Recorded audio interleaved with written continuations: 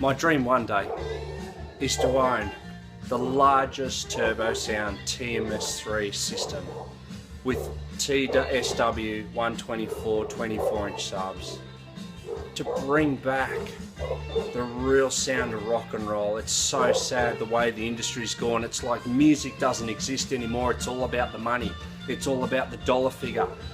No, it's all about the music, and it's about time we started to bring back vintage. It's time we started to bring back that real, authentic rock and roll sound that is just missing. I mean, I went and heard Robbie Williams last month, and honestly, I've never heard of such rubbish from an audio system in my life. This line array pencil PA digital stuff, in my opinion, is absolute rubbish. The TMS3s that I've got, I run vintage H&H V800 amps, legendary big massive 4-unit MOSFET pounding amps, designed and manufactured by some absolute more legends. Beautiful amps, back from the Monster of Rock concert in 1987. These amps are just absolutely gorgeous. Yes, they're heavy, they're 21.5 kilograms, and yes, my Turbosound TMS3s are heavy. They're 143 kilos. It takes 2 guys to lift it. But I can assure you this, when you got someone, you got a crowd, and they're listening, and that band is absolutely going for it, and they're feeling the music, not just hearing it, and half the time they're not even hearing it with local digital rubbish, whatever you call that, money-making crap. But when they feel the music, it's something they never forget, just like me. It's a sound, a feeling, an emotion that I've never, ever, ever forgotten. And that's why I want to bring back vintage.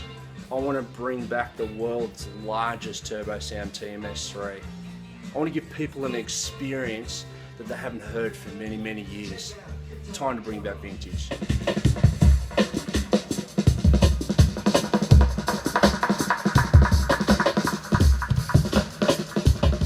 Here we have the horns for the mid-range. They hold a 10-inch Fane driver. Amazing horns, I've got to admit. They really have such an amazing throw. I'm lucky to have all the original Fane drivers of the Turbosound TMS3. These will be sent away for painting. Unfortunately, there's a lot of spray paint on them. I'm not sure whether you can see them there, but certainly not in the best condition from a presentation point of view. Here we have the top end, which houses a 2-inch JBL compression driver. Just a simple horn, I've got to admit, made out of fiberglass. But I have to admit, great dispersion. Again, will be sent away for painting. Really nice sound, even from 5 to 10 meters back. Absolutely amazing. Here's the top end of the TMS3. It is a JBL 2445J. The J version was the 16 ohm. I believe the H was the 8 ohms. This is a 16 ohm compression driver. I've got to admit, very nice sound. Very heavy, certainly very heavy. Very solid. I certainly won't be using these for the restoration process. I'll be looking for a different compression driver. This one here certainly had its day and is quite corroded, as you can probably see there inside. But nevertheless, a very nice sounding, very flat response, smooth compression driver. I used to use these with some JBL 2360 cinema horns, and wow, they were amazing. Absolutely sounded amazing. So yeah, here are the original Fane drivers. The original Fane driver was a LS 1001. Got to admit, very, very rare. Been looking on eBay for some more. Very rare that they come out. Most of the time it's in the UK. Beautiful driver.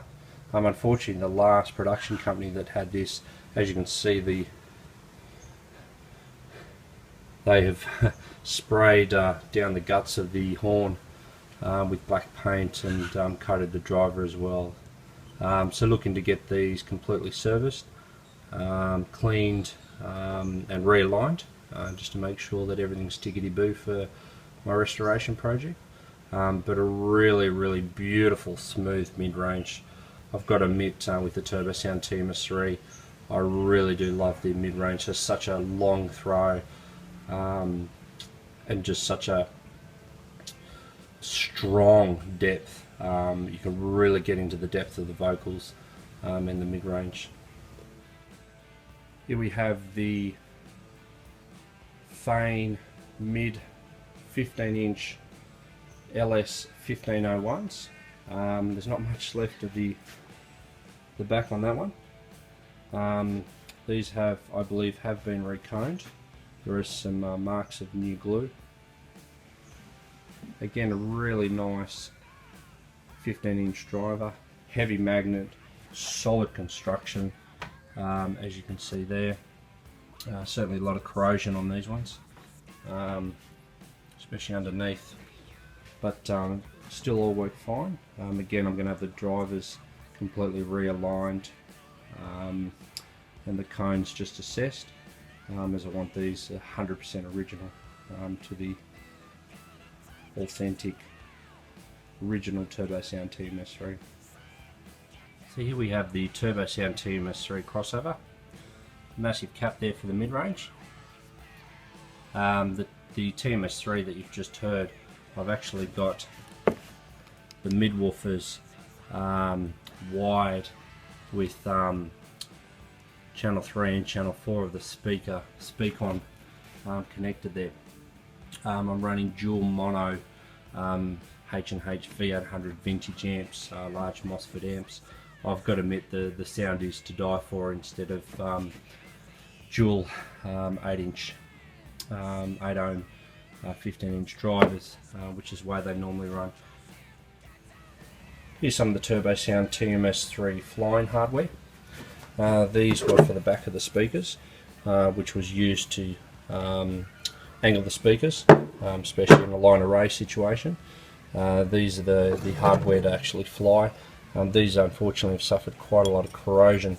Solid, certainly solid metal, these things, very well built, but as you can see, certainly a lot of corrosion over the years, and they were certainly getting re-powder coated inside and out, with the same with these as well for the restoration project, just to bring it back to their 100% original condition and their former glory. Apart from that, a tub full of screws. As you can see, a lot of corrosion there. A lot of corrosion. So these speakers have certainly been through many years of a lot of different weather, atmospheres, and even at the level that they are now, with work to be done, they still sound absolutely amazing. So really looking forward to bringing them back to their former glory. So here we have the Turbosound TMS 3, absolutely stripped. So that's where the main horns were for the two 10-inch drivers and the mid, as you can see here. That's where the center horn is for the highs, and then the mouth for the 15-inch mid-bass drivers. Still a bit of patching to do, and the black, instead of going for a matte, I'm going to go for a satin finish, which is a little bit darker and a little bit easier to clean. I found that the matte was certainly a little bit challenging to keep clean. So I'll do a walk around. It's taken weeks to sand these by hand, a little bit more to go on the top there. As you can see, the recess handles there, that's where the flying hardware sits. There's one there and one there for the wheels, to hold the wheels in. It's easy to transport. Some more recess handles, all made of timber. And here's the back end of the Turbosound TMS 3.